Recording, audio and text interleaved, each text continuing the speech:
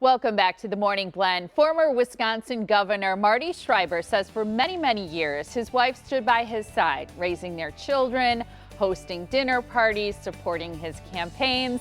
In later years, she developed early onset Alzheimer's, and that's when the tables turned and he became the caretaker. Later, Marty wrote a book called My Two Elaines. It details his struggles with caring for her as her disease progressed. It's also a guide now for others. Marty joins us to share a few suggestions for a meaningful holiday gift. Marty, look at you. Well, hi. You're Good all morning. decked out for the holidays. I love it. Well, yes, but I have to tell you, I am not actually Santa Claus. Don't let this hat fool you. But even though I am not Santa Claus, I have a very good idea as to who's been naughty and who. And so, I'm putting every good word I can in for you, Molly. I just want you to know that. But even before we go any further, I want to just express gratitude on behalf of all of us in Milwaukee and your listening area for what the Morning Blend does in bringing some cheerfulness into people's lives, some insights, some other ideas, and you're just terrific. And this has been a tough year. You know, yesterday was the shortest day of the longest year that anyone ever had. So thank you for that. But then also thank you for the honor of being on your show. My goodness. And when I tell my grandkids that I was on Morning Blend, that's pretty good stuff. So thank you very, Well, very much. you're welcome. You give so much to us and our viewers, but I do have to take credit because it was my idea to have you on more often, and I like to have you on as often as we possibly can. So thank you, Marty. Christmas is coming. I understand. Right? I like it. Okay, But so let's talk a little bit because you say you have the perfect gift for people to give their family. I would mention it's probably not that exciting to some, but it is very meaningful. Well, a while back in the 60s, I thought the perfect gift for my wife was a new iron or a new vacuum cleaner. And one day I even splurged and got her a new washing machine. Well, it didn't take us long, and we men to understand that that was not the proper gift. So if we think about the proper gift it would be a gift that would give comfort and security and peace of mind. And I recommend for that perfect gift is for people to confront the 800-pound elephant in the room. And that is to deal with their financial planning and to also deal with their with their health care as well as with their wills. To be able to develop your power of attorney, not only for financial matters, but power of attorney for health care, and then to have a will, I think is one of the smartest, the most intelligent, but also compassionate gifts that we could give our loved ones. What that can do is give peace of mind, but also save hundreds, if not hundreds of thousands of dollars as heirs and others try to sort things out after the passing of a loved one. So my recommendation for the perfect gift is to confront that 800-pound elephant in the room and to give our loved ones the financial planning as well as the power of healthcare, as well as the power for financial matters, and allow them to be able to know what our last wishes were.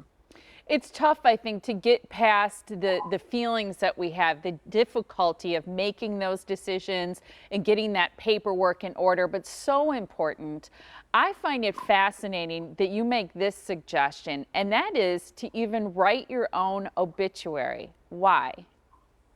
Well, I tell you, that was a tough one to admit, but when we think about the fact that no one is going to live forever, not including us, what are the things that we want to have in our obituary about the kinds of things we love to do, and then also the things that we did with the kinds of things we love to do.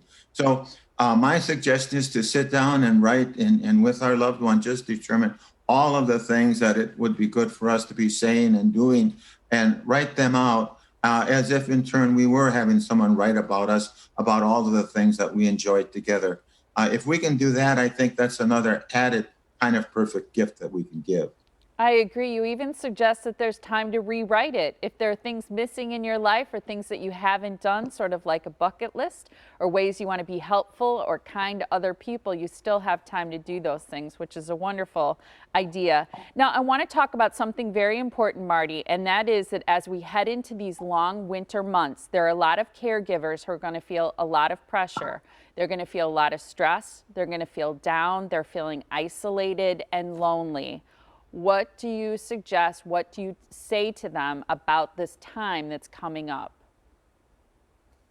We can't do it alone. As much as we may think we can, we can't.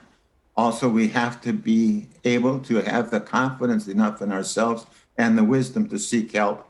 The Alzheimer's Association is there for us. They have this 800 number 24/7. Call them 800-272-3900. Then there is the Aging and Disability Resource Center. Those are there for your help. That's why they were created. And I know it's been tough. It's been an ugly, ugly year.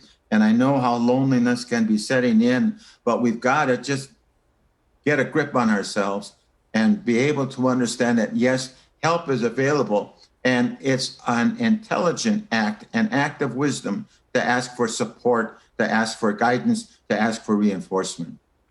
I like that. A sign of strength sometimes even to ask for help.